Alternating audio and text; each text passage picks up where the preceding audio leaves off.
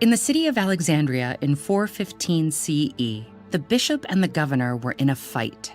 It started with a disagreement over the behavior of a militia of monks and ended with an accusation of witchcraft leveled against one of the most powerful figures in the city. Hypatia of Alexandria was a prominent mathematician, philosopher, and advisor to the city's leaders.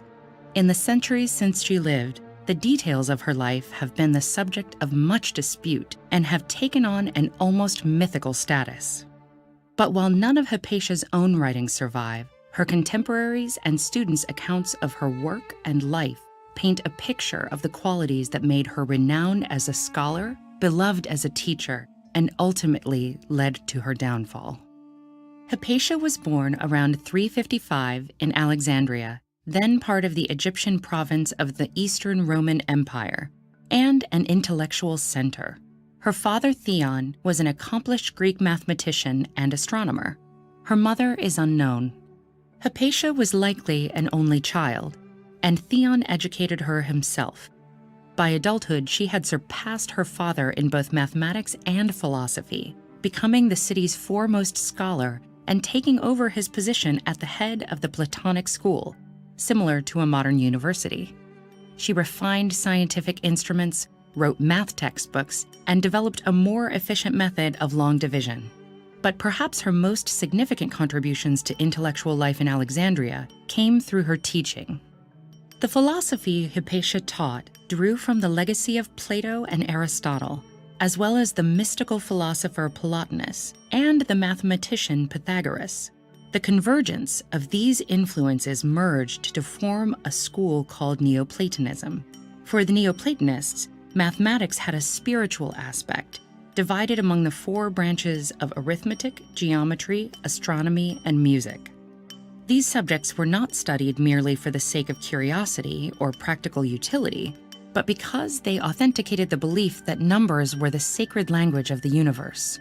In the repeated patterns of algebraic formulas and geometric shapes, the orbits of the planets, and the harmonious intervals of musical tones, the Neoplatonists saw a rational cosmic force at work. Students delved into this ordered mathematical world to achieve higher unity with this force, known as the One. While Hypatia was considered pagan, a term for traditional Roman belief before Christianity, she worshipped no particular deity or deities, and her ideas could be applied alongside multiple religious viewpoints. Jewish and Christian, as well as pagan students, traveled from the farthest reaches of the empire to study with her. The nonpartisan environment Hypatia fostered, where all students could feel comfortable, was especially remarkable given the religious and political turmoil that was fracturing the city of Alexandria at the time. Christianity had recently become the empire's state religion. The local Archbishop Cyril had steadily gained political power, commanding zealous militias of Christian monks to destroy pagan temples and harass the Jewish population. In doing so, he encroached on the secular authority of the Roman governor Orestes, himself a moderate Christian, leading to a bitter public feud between the two men. Because she was seen as a wise and impartial figure, Governor Orestes consulted Hypatia, who advised him to act with fairness and restraint. But when a group of Cyril's monks incited a riot, badly injuring Orestes in the process, he had their leader tortured to death.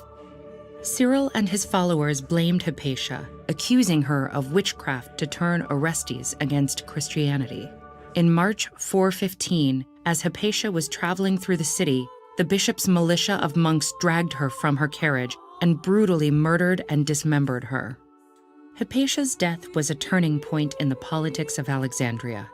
In the wake of her murder, other philosophers in the Greek and Roman tradition fled, and the city's role as a center of learning declined. In a very real way, the spirit of inquisition, openness, and fairness she fostered died with her. For another harrowing tale of the demise of a powerful woman, watch our video on the ancient Roman Vestal Virgins and the rule they were forbidden to break at any cost.